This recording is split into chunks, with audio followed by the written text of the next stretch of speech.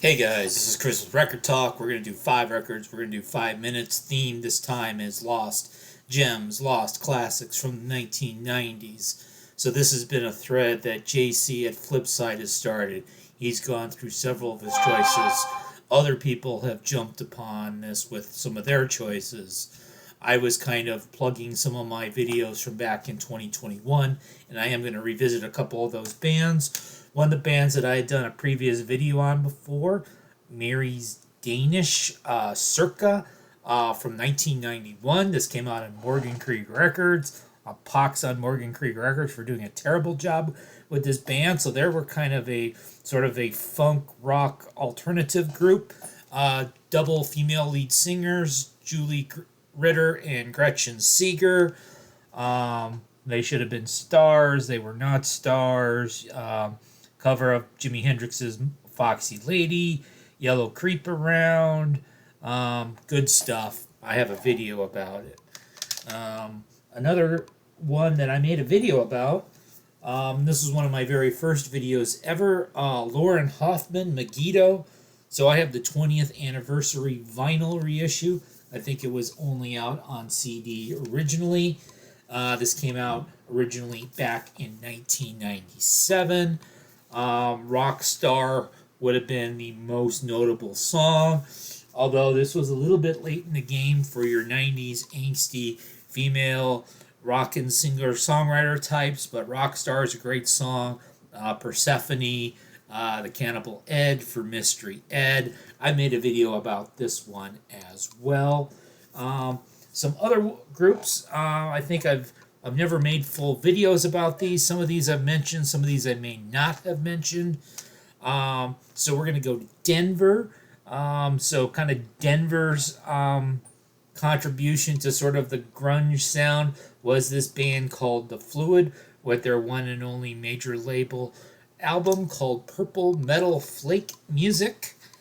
And so it's all sort of purpley and sparkly. 1993 Hollywood Records. Actually ends up being a very similar story to Mary's Danish in that this was a group that was basically completely hosed over by their record company.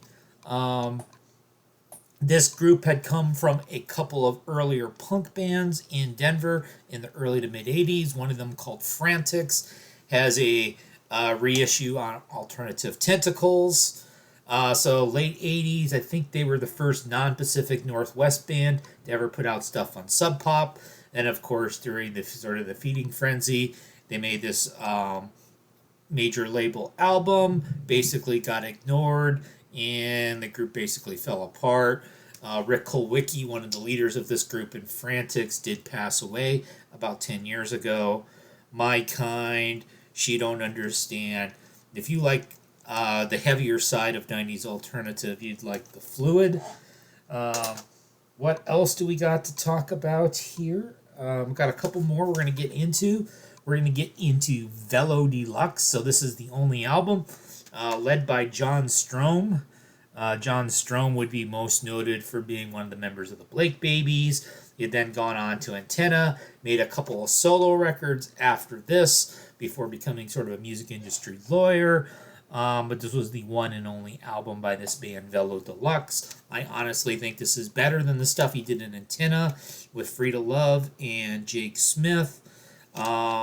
Basically, this came out in 1994. Basically, the first half of this album, it sounds exactly like you would expect an alternative rock album from 1994 to sound. It's pretty heavy and all. Then the second half of the album is kind of like John's just kind of saying fuck it and getting a little bit rootsier, which is where his solo work and his taste led him.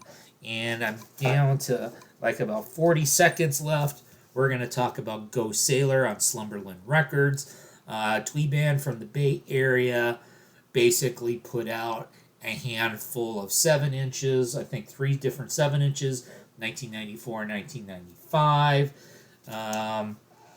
It got reissued on Slumberland about 10 years ago, and then they came back with it.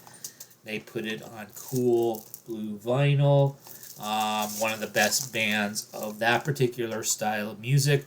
So there's 5 lost 90s classics in 5 minutes.